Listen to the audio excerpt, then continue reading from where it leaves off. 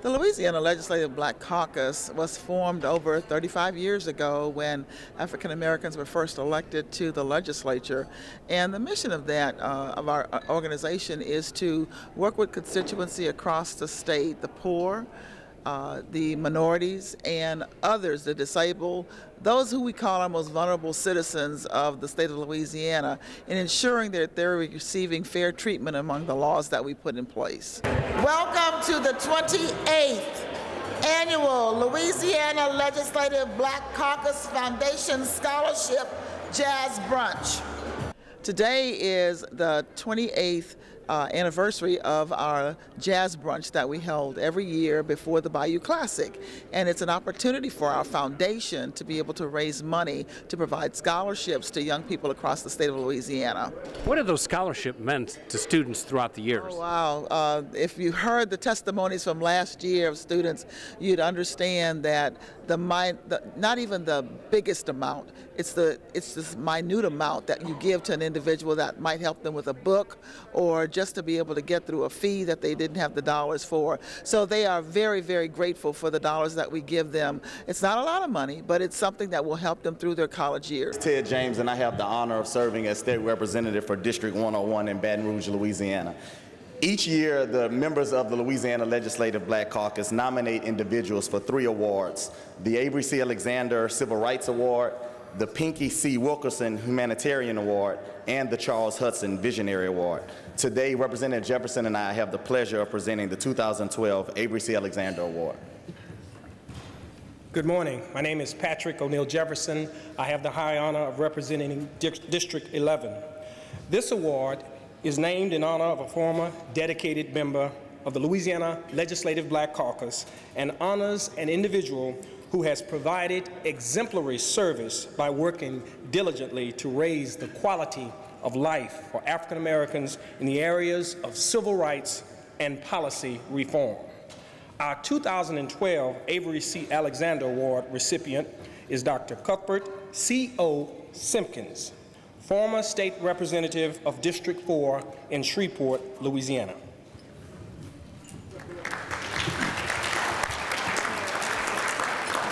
Born in Mansfield, Louisiana, Dr. Simpkins received his Doctor of Dental Surgery from Meharry Medical College in Memphis, Tennessee in 1948. And in 1960, he was named the Man of the Year at Meharry. In 1970, he was the first NAACP recipient of the Civil Rights Award. Also in 1970, he received the National Dental Association Civil Rights Award. In 1975, he was honored by the NAACP as the recipient of the President's Appreciation Award. In 1989, he was awarded the Southern University Leader of the Year, as well as being bestowed the honor of the Martin Luther King Award for outstanding contributions to the civil rights movement.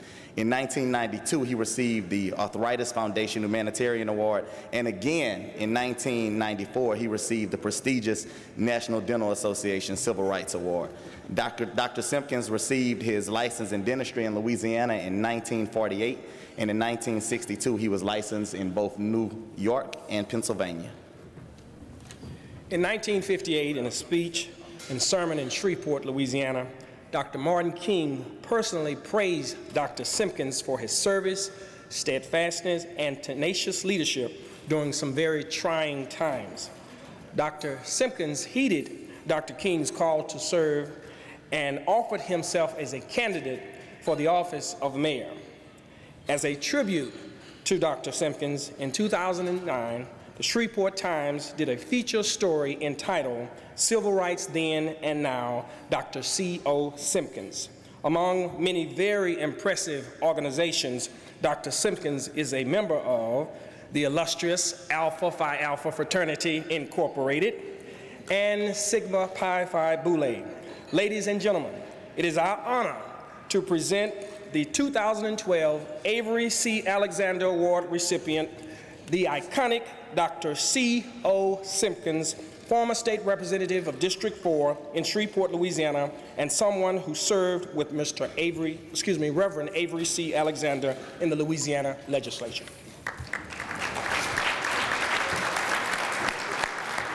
Unfortunately, Dr. Simpkins couldn't be here today due to a previous scheduled commitment, but receiving his award on his behalf is another distinguished Alpha man. I could say that as a strong Kappa, Brother Burrell. His fraternity brother, his friend, and his nominator, Representative Roy Burrell of Shreveport.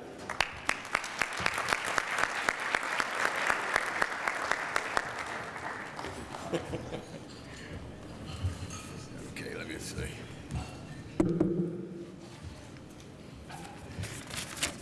Well, again, I'm not C.O. Simpkins, but I nominated C.O. because he has done so much for not only Shreveport, Louisiana, as well as the U.S. Since C.O. could not make it, he did send a letter knowing C.O. He's 87 years young, but he's still very active. So he sent a letter and he asked me if I would read it to you because he's a very outspoken individual. So I want to preface this by saying that it's not a reflection of LLBC, but the words of a former LLBC member who is a civil rights leader. Dear guests, I would like to thank the members of the Louisiana Legislative Black Caucus for this Avery C. Alexander Award. I am sorry I could not be there today, but I am glad to receive the award. I remember Reverend Avery C. Alexander from a long time ago, as far back as 1957 in New Orleans, Louisiana, when we formed the Southern Christian Leadership Conference, along with Reverend A.L. Davis, Brother Chapatall, and many others who were fighting for civil rights. We worked closely with Dr. Martin Luther King all over this nation. We would see each other on many occasions in Mississippi, especially Clarksdale, Mississippi. We traveled a lot together in the civil rights movement. Reverend Alexander was truly a good fighter and a wonderful person. We teamed up again later in life in the Louisiana State Legislature, where we served to make Louisiana a better place. This makes this award a very special honor for me, just knowing him and receiving this award in his name, and to meet people like you who will carry on the struggle for freedom and justice for all. You have a long and difficult fight ahead of you. You have a governor, Bobby Jindal, who is no governor, a governor who has done nothing for the people of this state, a governor who has done more for himself than the people of this great state. He is destroying this state by selling off buildings that he did not build and public lands and property he does not own. You truly have a fight ahead of you. So thanks again for this award, and may God bless each of you. Signed, Dr. C.O. Simpkins.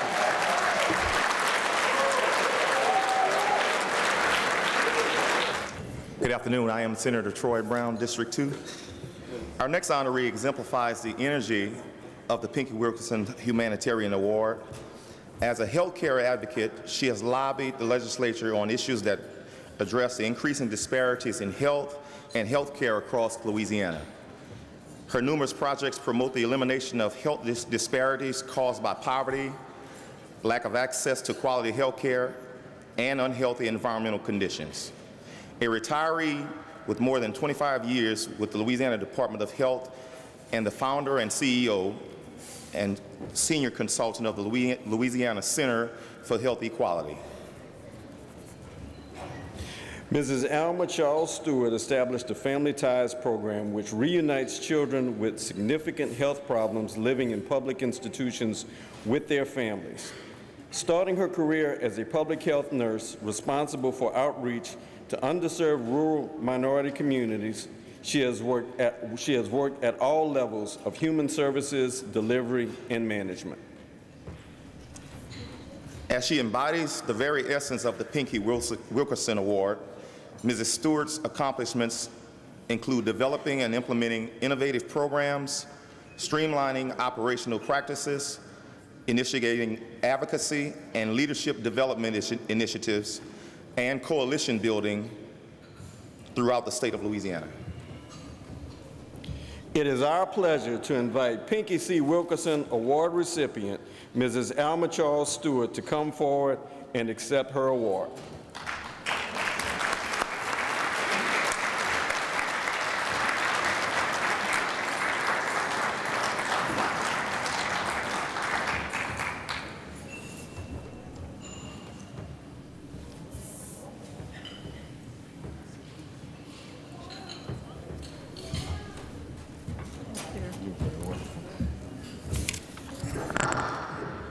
Good morning, or maybe it's afternoon now, I'm not sure. I am so honored today. I just can't even express how much this means to me.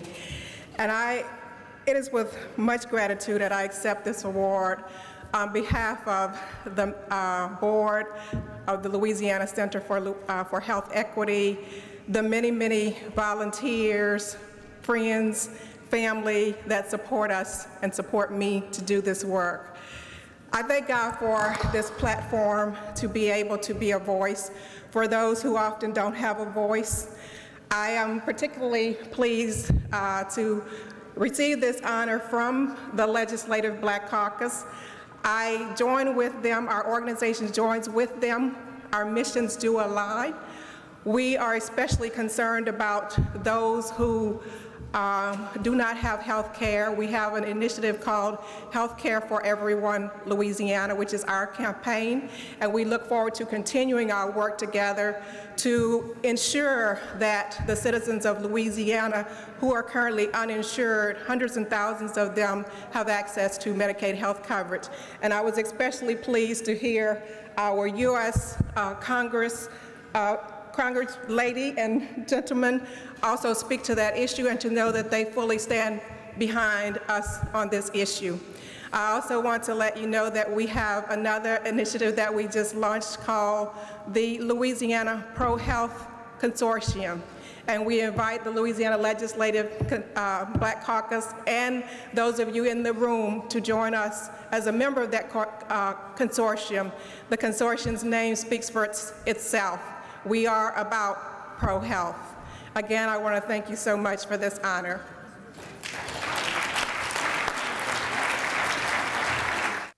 I am with the Louisiana Center for Health Equity. I am the president of this organization. It is a nonprofit organization that was started in 2010. I'm actually the founder of the organization as well. This organization was started to address the disparities in health and healthcare across Louisiana. What's your reaction to winning the award? I am ecstatic about winning the award because it lets me know that people in Louisiana, and particularly our policymakers in the legislative body, are paying attention to the work that we're doing. Each year, the Legislative Black Caucus members nominate individuals for the Charles I. Hudson Visionary Award. We have the honor of presenting the 2012 Charles I. Hudson Visionary Award.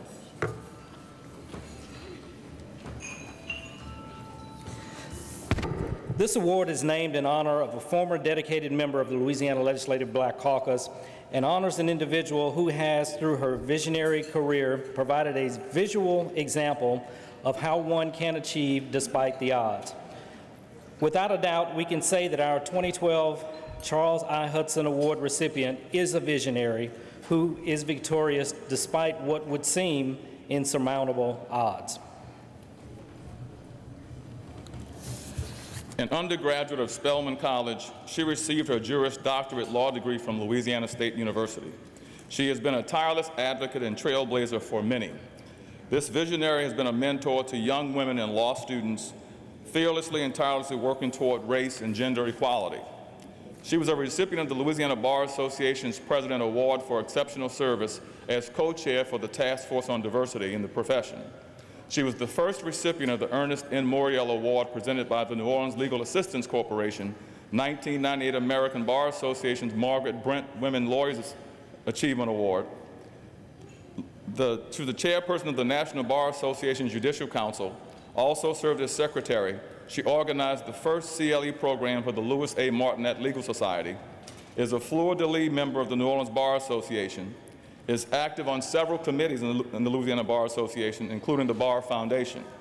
Our recipient is an active member of the AP two-row chapter of the American Inns of Court, where she serves as president. This year's Charles I. Hudson recipient is affiliated with the Louisiana State Law Institute, the National Association of Women Judges, where she served as district director, and is a member of the Greater St. Stephen Full Gospel Baptist Church, where she serves on its board of trustees. With an extensive list of astonishing accolades and determined volunteer services impacting people across the country, she is also a proud member of the Zeta Phi Beta Sorority Incorporated. In addition, she is a much sought-after speaker who is the proud parent of 2 adult children, a son who is an accountant, and a daughter who is a practicing attorney. This visionary has been commencement speaker at both Grambling State University and Southern University Law Center, among other institutions. As a civil litigator, she worked in both state and federal courts, litigating cases advocating for the poor, the elderly, and disenfranchised. She has an extensive trial court an extensive trial court career prior to becoming a member of the judiciary. She is also an adjunct professor at Tulane University Law School, Southern University New Orleans, and she's published numerous editorials, essays, legal opinions, and other scholarly works. She has served on the Louisiana Supreme Court since 1994. Ladies and gentlemen, it is our honor to present the Charles I. Hudson Visionary Award to Chief Justice-elect of the Louisiana Supreme Court, Justice Burnett Joshua Johnson.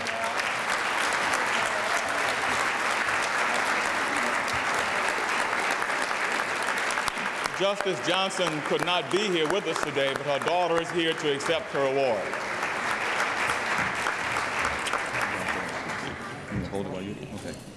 Good afternoon. Being last, I don't want to be too long, so I'll be very brief.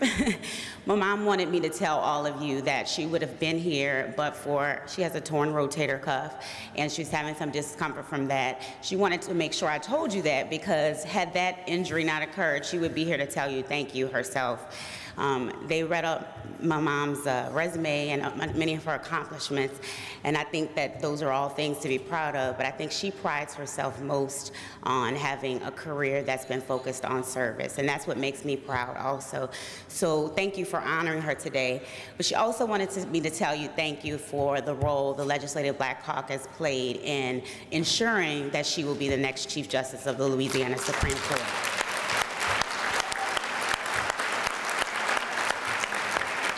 Your leadership in the beginning of the, as I call it, the struggle. You didn't wait to see how it was going to play out.